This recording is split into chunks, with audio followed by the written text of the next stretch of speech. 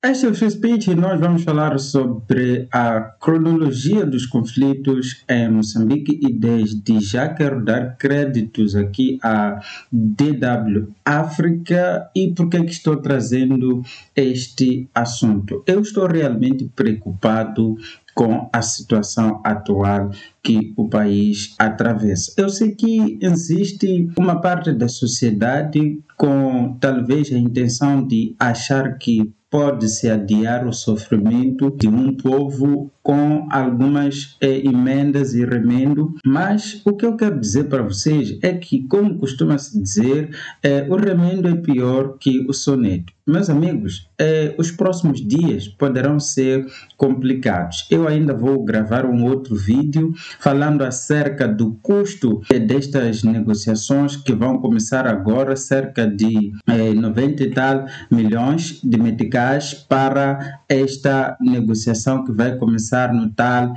compromisso de diálogo político inclusivo. Mas a perspectiva, para ser sincero, eu devo dizer que não é boa. E esta é a razão porque que eu fui atrás do histórico de Moçambique desde a independência até aqui. O histórico é simplesmente assustador. Você percebe que Moçambique, desde na sua história, para cada presidente, Moçambique precisou de um acordo ali de intermediar o acordo original de paz de 92. Para manter este acordo, sempre houve necessidade de mais um acordo. Cara, parece aquela assombração dos africanos de que de tempo em tempo você tem que ir falar com os espíritos para renovar alguma coisa, algum contrato para você continuar seguindo sua vida normalmente. Alguma coisa não está bem em Moçambique. Agora, qual é a minha visão sobre isto tudo? O que eu percebo é que o grande erro de Moçambique começa com o fato de que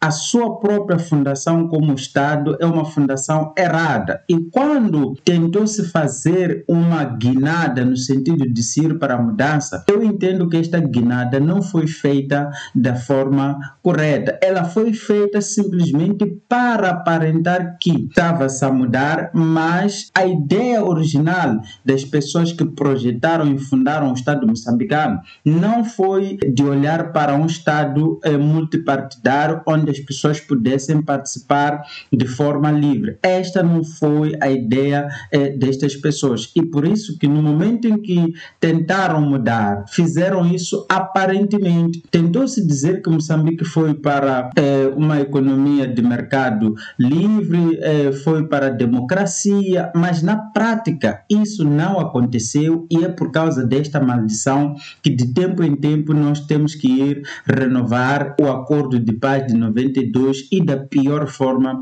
possível. Então vamos lá olhar para a cronologia dos eventos que marcaram a nossa história. Mais uma vez aqui eu dou créditos a DW. 1975, ao fim de mais de uma década de guerra, a libertação veio, ou seja, Frelimo se formou ali com a junção dos três movimentos, Humano, Denamo, que se juntaram para poder expulsar os portugueses. Esta luta teve, em parte, os eventos que também aconteceram em Portugal, como a Revolução dos Cravos de 25 de abril, o que ajudou muito este movimento de Moçambique em busca da sua liberdade. Em 1975, eclode logo uma guerra civil, depois da Frelimo declarar na independência como um Estado monopartidário e marxista. E este, para mim, é o fundamento que eu cinjo as minhas ideias quando eu digo que o Estado moçambicano foi fundado sobre um fundamento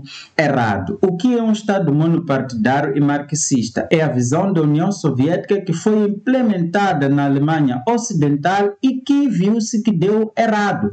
Com a construção do Muro de Berlim, posteriormente veio este muro a cair e a dissolução do próprio Império da União Soviética, não por causa do capitalismo, não porque os americanos estavam atacando a União Soviética, mas porque é uma política errada, simplesmente isso. E Moçambique fundou seu Estado nesta base e quando tentou dar uma guinada para o livre mercado, A minha impressão é que isso foi feito ali nos papéis porque Moçambique precisava do apoio ali acolado da comunidade internacional e para poder ter esse apoio precisou fazer esses acordos de aparência, mas na prática Moçambique nunca mudou. Moçambique continua sendo um Estado socialista com estas visões do Stalin, com estas visões do Lenin, e é por causa disso que nós saímos desta confusão. A visão do Stalin qual era? Era a visão de você matar qualquer opositor que discordasse contigo, mesmo dentro do mesmo partido. Bastava a pessoa discordar,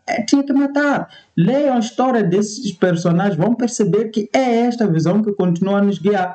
Eu muitas das vezes tenho que rir quando ouço filósofos já dizer Moçambique é capitalista, Moçambique é democrático. Cara, não é democrático Moçambique. É um problema muito sério de conceito você achar que Moçambique é democrático ou que Moçambique é um Estado multipartidário ou que Moçambique é uma economia aberta. Não, Moçambique tenta ali se equilibrar, mas a verdade é que Moçambique permanece uma União Soviética aqui em África. Eclode a guerra civil entre a Frelimo e os rebeldes que seriam a Renamo, a Resistência Nacional de Moçambique, um conflito que duraria 16 anos. A Frelimo, em 1990, abandona a ideologia marxista e revê a Constituição do país, mas na minha visão não abandonaram nada, abandonaram ali nos papéis para fingir, porque precisavam do apoio internacional para poderem seguir, mas a verdade é que não abandonaram nada.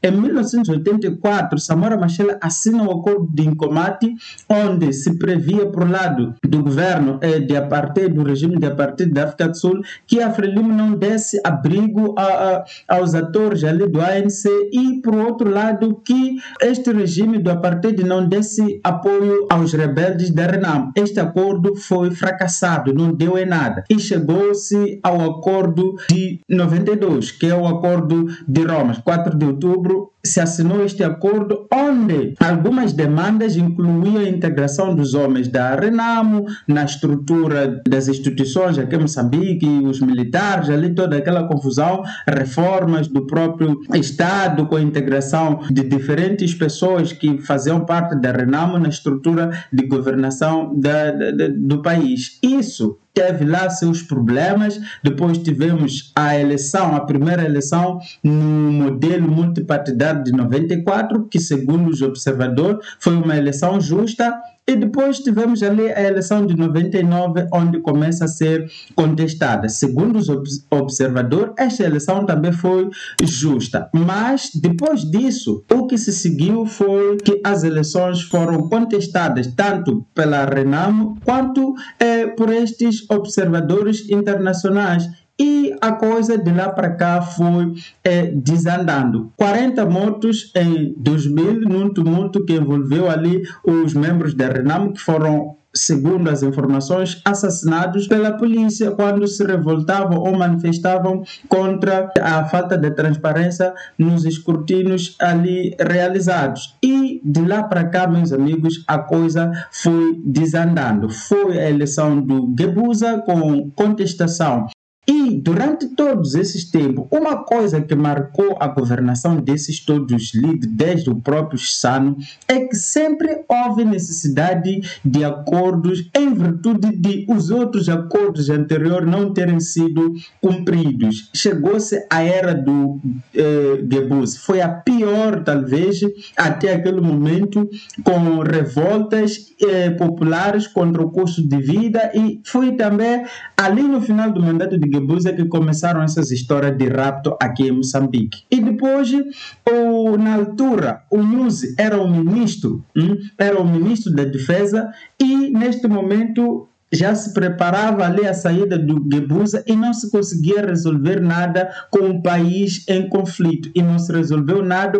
Houve várias rondas entre o governo e a Renamo tentando resolver o problema no mandato ainda do Gebuza. Não se conseguiu nada. 2013 passou em branco sem nada. Houve perseguição entre o governo e a própria Renamo, com a tomada de base da Renamo, Santo Gira, sei lá, Xibabava, alguma coisa do tipo, e assim terminou o mandato do Gebuza.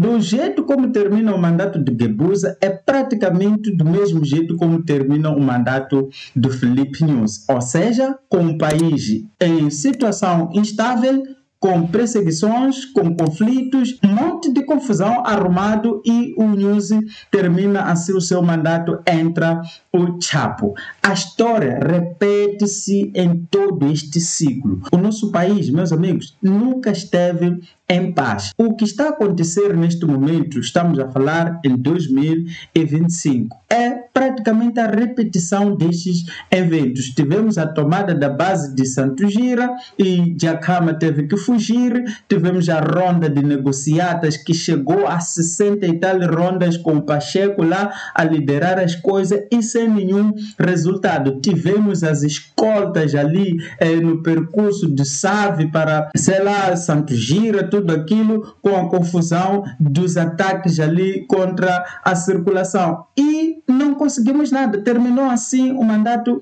do Guebuza. O Nyusi, aqui nesta fotografia, Nyusi sem barriga, curiosamente, de repente ficou presidente, ganhou uma grande barriga. Aqui não tinha barriga, era o ministro da Defesa do Guebuza, aparentemente sorrindo por tomar a base do Dhlakama. Onde é que é isto? É Santo Gira. Então, neste momento, deve-se dizer, por outro lado, dizia-se que está a haver uma negociação, havia uma negociação, mas por outro lado, as forças de defesa estavam executando essas missões de tomar as bases da Renamo, e a população aqui começava já a fugir por conta da instabilidade.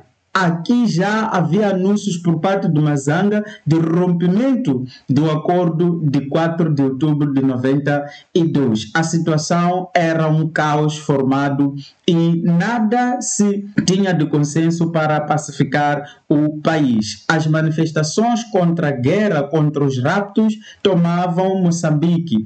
E o turismo sofria as consequências ali no Parque de Gorongosa. Enfim, foi-se para as eleições autárquicas de 2013, onde Dhlakama prometeu dividir o país e que não fez parte desta corrida ali destas eleições autárquicas. Os ataques continuaram e foi-se ali as eleições. Não aconteceu, Dhlakama não dividiu o país.